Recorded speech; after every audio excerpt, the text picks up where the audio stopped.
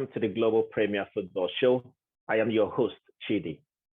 Today we look at the results and performances of the teams from match week 9 of the English Premier League. It was another exciting weekend of football, and as always, we are not disappointed by the performances of the big teams and the small teams in the Premier League.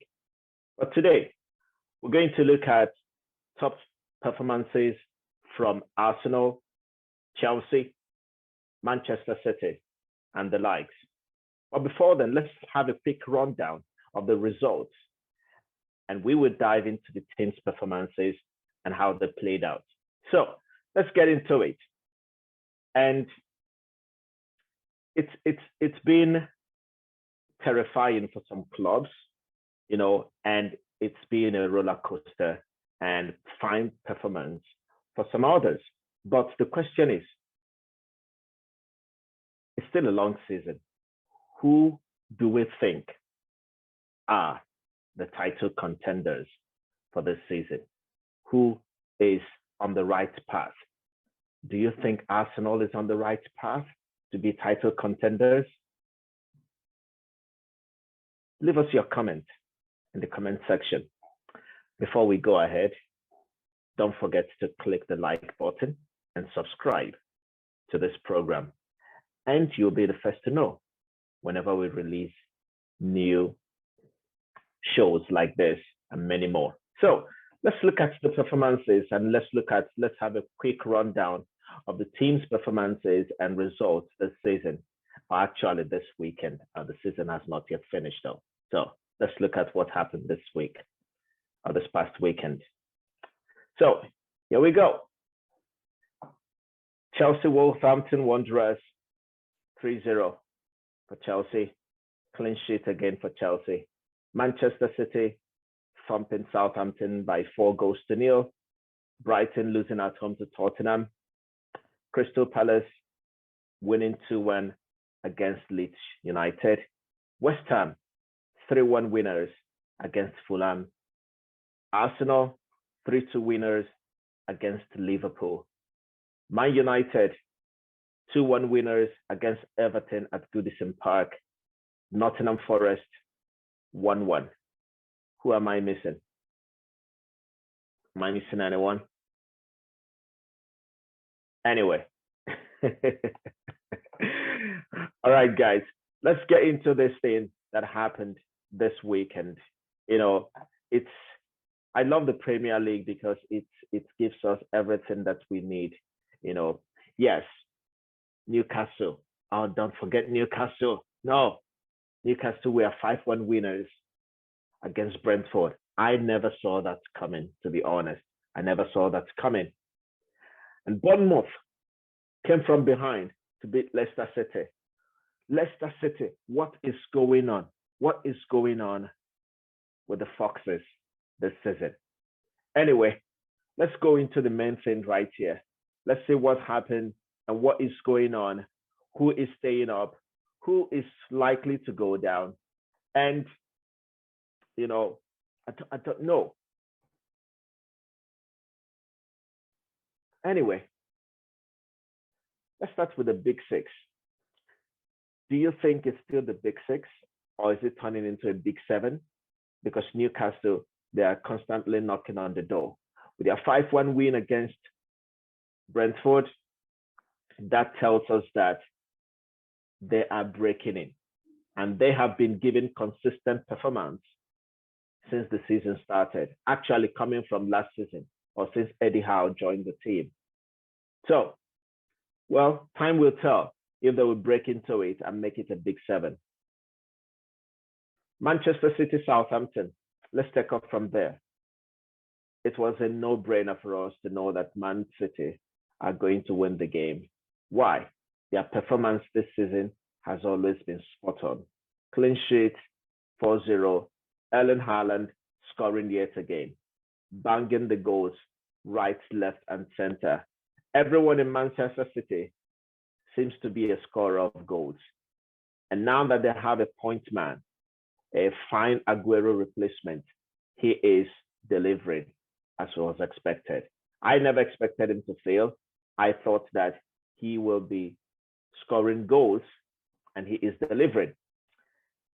So Manchester City winning, beating Southampton 4-0 was no brainer. Everton versus Man United. This was a very good game to watch. Iwobi scored, fine, screamer, out of the box. But hey, Ronaldo is still there. 700 goals of club football. That is extraordinary. Congratulations, Cristiano Ronaldo, on your 700th club goal. That is extraordinary.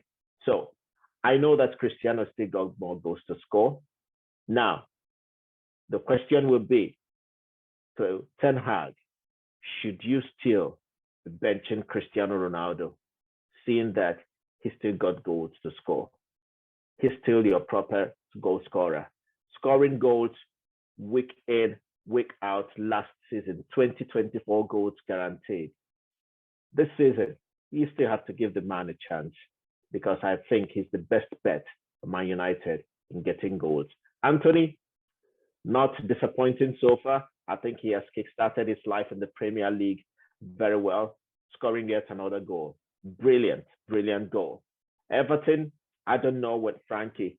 Anyway, I will leave Frank Lampard until mid-season to judge him, but he has a very, very big mountain, a very huge mountain to climb for Everton. I'm sure they will not be fighting for relegation as they did last season, but they will be fighting hard to finish in the top 10 of the league come May. Spurs and Brighton played out. Very good performance.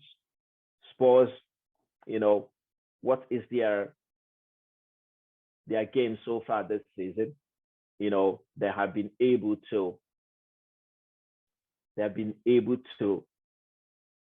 continue where they stopped, after they lost some games. They have continued where they stopped, winning and winning. And I think they will have a very good end of the season. Look at the season, look at the table here. They are fourth, actually third. Sorry, Spurs. Chelsea's fourth. Anyway, but it tells you that these guys, Antonio Conte, is in for something with Tottenham Hotspur. I wish him the best. I wish Antonio Conte the best. Will I want Spurs to finish ahead of Chelsea this season? I don't want that, but time will tell. It's all about how many games you win. It's all about how many points you are able to get. And Spurs are still doing their job, scoring goals and staying on top. All the best to them. So now let me stop sharing my screen here for a bit, and let's talk about some of the other results here. We look at the performances of these teams, the disappointments of the season. Not the season actually, or maybe the season so far, the disappointment of the season so far. Liverpool, Leicester City, I don't know what's going on. But before we get to them, let's talk about Chelsea. Chelsea, 3-0 winners against Wolves. We were able to get our goals, keep our clean sheet. I love that. So I think something is, I don't want to get my expectations so high, honestly speaking, because that is what I've been trying to hold back from doing, get my expectations so high, because that could crash at any time. But I'm trying to take it one step at a time. Let's look at Chelsea's game against Wolves here. We started with a 4-2-3-1 formation. Kepa keeping his place, his fifth game straight since Mendy got injured. Is he back as number one for Chelsea? I don't know. Time will tell. Aspi started at right back. Trevor and Koulibaly and Marco Kurela started the game. I think they rested some of these guys. They rested James for the Champions League, rested Ben Chilwell for the Champions League. Ruben and Jorginho paired in the middle as the holding midfielders. And then we had Mount, Gallagher, and Pulisic with Kai Havertz as the point man.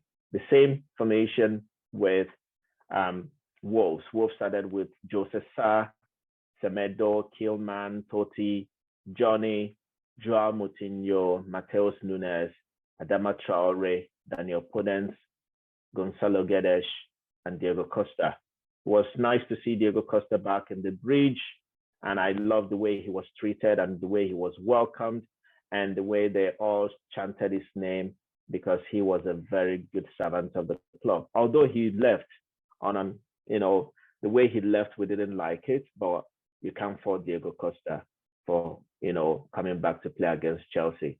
He delivered for us. He delivered when he wore the blue shirt. And so he got a good reception. And let's look at the stats here. Chelsea had more possession. First half, we had 69% of the possession, 31% for Wolves. We played Wolves in and out. I think we were much more better team. We had total of 15 shots on goal, 15 shots actually, not on goal, 15 shots, and then 4 on target, 8 off target, 3 blocked shots. We outplayed Wolves in all the departments of the game. Defensively, in the creative zone, and in the finishing, we were on top of it. And that tells me that I believe that the team is trying to buy into what Graham Potter is doing. Personally, I'm not yet carried away. I am watching gradually and seeing how we build into what he is trying to, transfer to the players. For me, I'm still yet to see that identity in the team. I'm sure that it's coming because we're getting the goals, we're getting the points, we're winning matches, but I'm not yet carried away by what is going on right now with the team because it's just a matter of time for us to see if Chelsea are in the right path, if we're on the right path, and to exactly see that ideology, that methodology, that system that Graham Potter is trying to transfer into the team, to have our own identity, like Arsenal, like Manchester City. I think Liverpool's identity is somewhat falling apart. So that's by the way. But that is about Chelsea. Yeah, second half, Chelsea came out again. We had less ball possession, but 55% was for Wolves, but we still had total shots, more shots than them, 3 shots on target and 2 off target and so on. We completed more passes than they did in the first half. Second half, they did better than us. I think they stepped up their game and they did well. But overall, we were the best team. A number of passes, 591. The passes completed, 518. Long balls and all those stuff. I think we were much more better team in overall in the game, and that also shows to where we are on the table. That's why we are fourth. And that is why Wolves have struggled. I think they just need to get their managerial position sorted out right away. They don't need to waste any more time. Then if they want to get Julian Lopetegui, they should go for him right away. There's nothing to hold back, and because they need guidance, they need leadership in the dugout, and that was also lacking throughout their game against Chelsea. Anyway, well, let's move on here. And the next we're going to look at Leicester. They are the upset of the weekend for me. I mean, Bournemouth cost an upset. I will use that word. Bournemouth cost an upset. They were 1-0 down. Bournemouth were 1-0 down, and all of a sudden, they turned the table around on Leicester, and you keep wondering what has happened to Leicester. What is wrong with Leicester City? Can someone tell me what is going on with Leicester City? Can someone just tell me? 2-1 winners. Honestly, I don't know. I don't know what's going on with Leicester. They seem to have lost everything. They seem to have lost everything just in a small space of time. I mean, their goalkeeper left, fine. What about Fofana left? And then who else left? No one else left. Why is the team gone so bad? Nothing seems to be working for them at the moment. You're wondering what's going on with Leicester City. You know, is it that their manager does not know who to select, who are his best performers? What is really? Can someone tell us what's going on with Leicester City? Because at the moment they are cleaning the table. They are cleaning the table right now, and that is not good for them. Well, that Brendan Rodgers still has his job in place tells us that they have high hopes for him. I think so.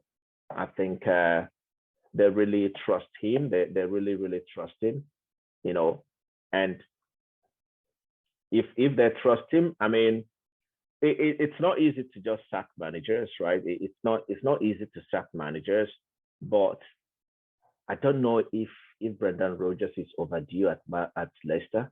I don't know that. Can anyone tell me? Because I don't know what's going on. Honestly speaking, I do not know what's going on with Leicester City at the moment. You know, if we look at this lineup, you know, they started with a 4-1-4-1. It's not a strange formation that they are playing, you know, and who are you know, Daka was their top performer here. Look at his hit map here, you know, in the attack. Actually, it was the defender, the center back. Look at that. Wow. What I don't know how to pronounce this name. What face? I hope so. I hope I got it right. He played 90 minutes, center back, the guy that came in to replace Fofana. He did well, you know. The team on an average they performed well compared to you know to Bournemouth. But at the end of the day, you keep wondering what's really going on with Leicester City. You know, what's the problem? You know, their bench, they still have Albrighton, they have Ayose Perez, they have Iheanacho, they have Jamie Vardy. You know, what's really going on? I don't understand what's going on with Leicester City at the moment. Wow. I hope they get this sorted out. I mean, if Brendan Rodgers stays beyond Christmas, you know, after the World Cup,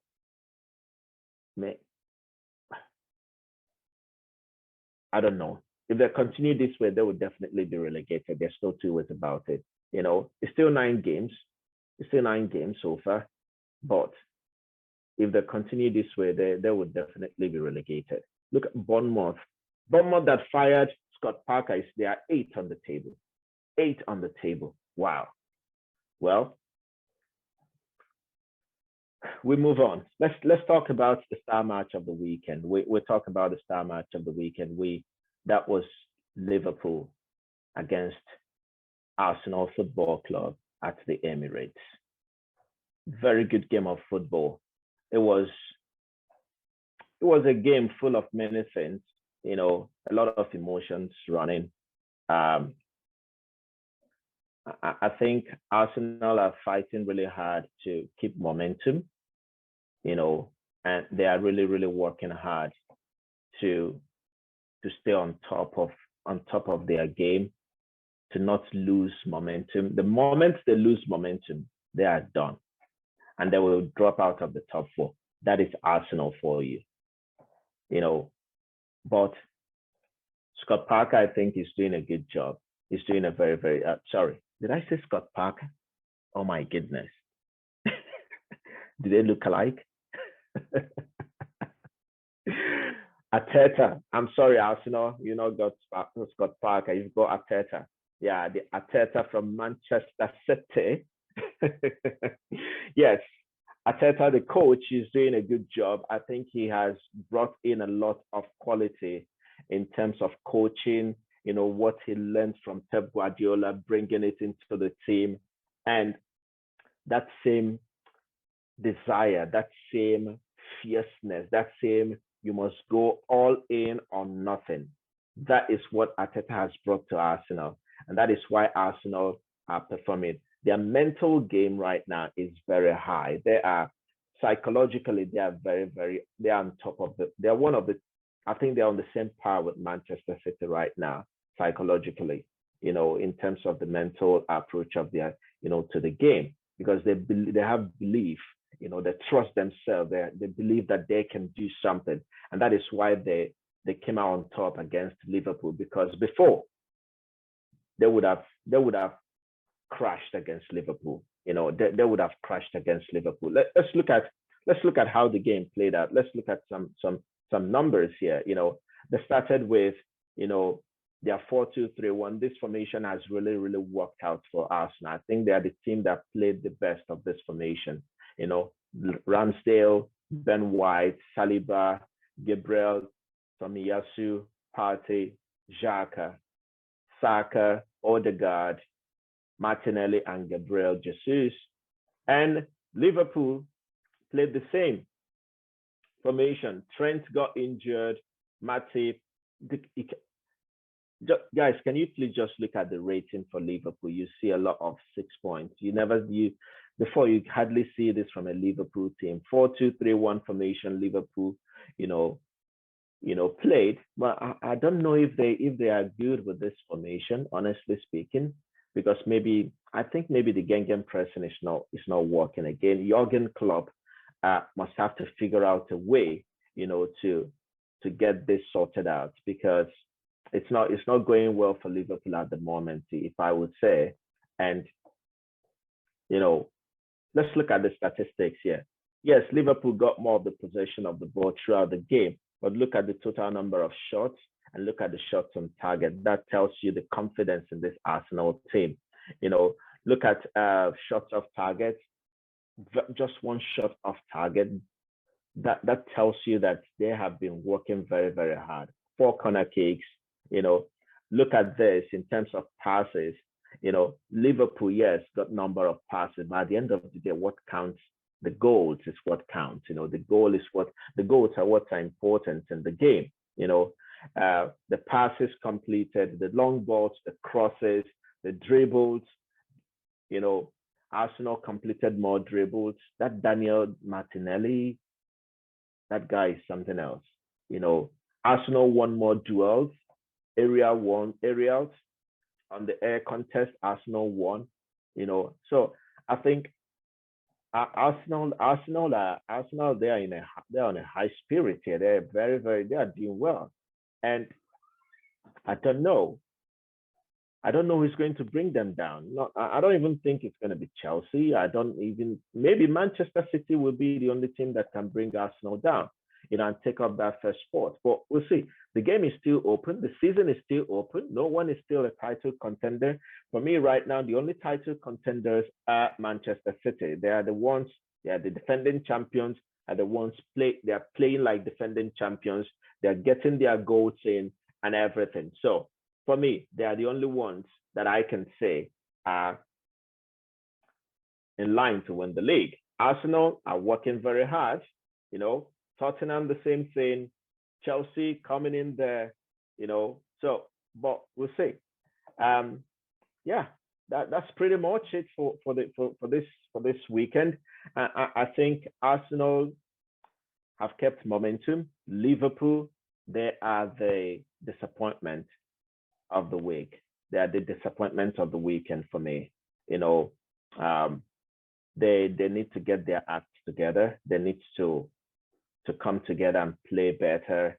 Get that spirit, that desire, that fighting spirit. I don't know, something is lacking in Liverpool, honestly speaking. I don't know if Mane took everything away when he left, but I think something is really lacking. Anyway, guys, just to wrap this up for this weekend, preview or review, sorry, of the league, week 9 of the Premier League. Let's take a look at the table as it stands now. Arsenal still on top. Manchester City are second. Tottenham Hotspur are fourth. Yes, they should be fourth, but yeah, Chelsea is fourth. Again, that's me talking, right? Yeah. Chelsea are fourth on the table, and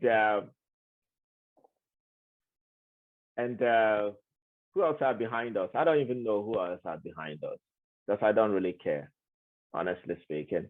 Yeah, I don't really care who else are behind us.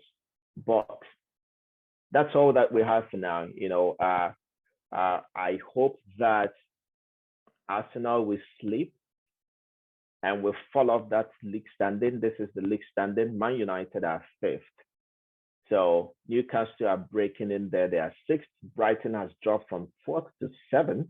Bournemouth, wow, picking up really, really hard, fighting for their lives. They don't have extraordinary signings like Nottingham Forest. They don't have 23 new players. I don't know what happened to Nottingham Forest there in terms of signing these players that they signed, you know. But anyway, that's that's all about it this weekend. And what are your predictions for the forthcoming weekend? Question, and I need you to leave your comments in the comment section. How long do you think the Gunners, Arsenal Football Club, will last on top? To the end of the season? Only till November or till after the World Cup? What do you think?